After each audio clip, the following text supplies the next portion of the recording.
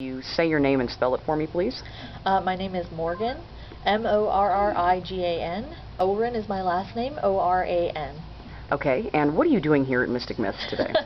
I am doing tarot readings, which is a form of divination that just involves the use of cards to divine answers about specific questions. Here's just a general idea.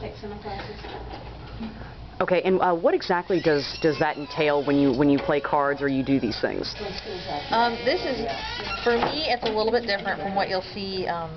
Common tarot readers usually use psychic ability, which is an extra sensitive ability to read the energy field of another person. I actually do tarot readings by inviting in guides and guardians of the people I'm reading for, and then interpret that through the meanings of the individual cards. Okay, and what exactly does a tarot card reading entail for someone? How do you start? How do you finish? How do you decide what to do?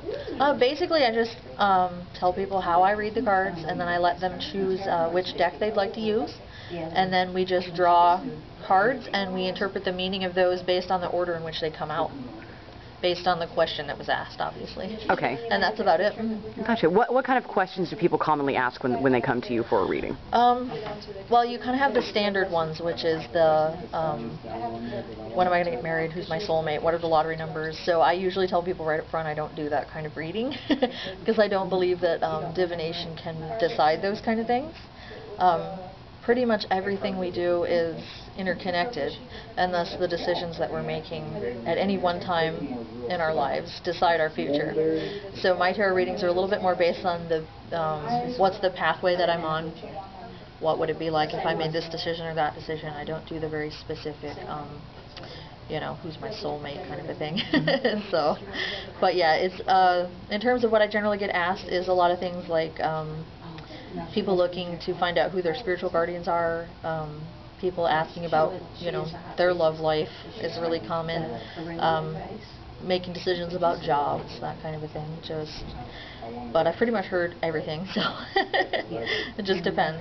Fair enough. And what would you say that your particular religion is, or if there any particular one that you believe in, or? I actually work within several different things.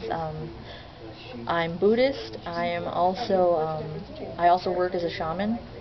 I also work as a Reiki healer. I practice hoodoo. I do practice witchcraft. I practice a whole number of things that kind of fall into alternative religion. So I run an open circle here in town for people to learn about earth-centered spirituality.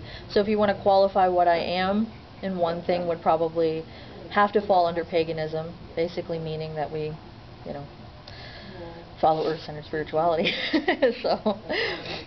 And how did you get involved in this particular, I guess, path, as you would call it, to spirituality, or how did you get involved with that?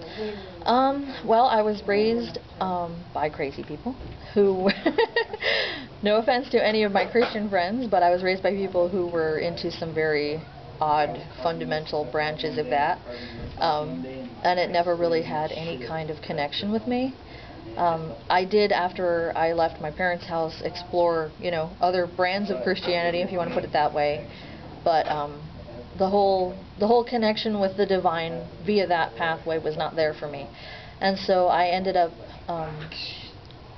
studying Buddhism and Shinto, which is what you might call a pagan path that comes from Japan, through the martial arts that I was taking. And from there it just kind of evolved into studying other things. I started studying Druidism and started studying witchcraft and things like that, so I just kind of branched out from there. Okay, well, unless you have anything else, that's all I need. All right. Okay.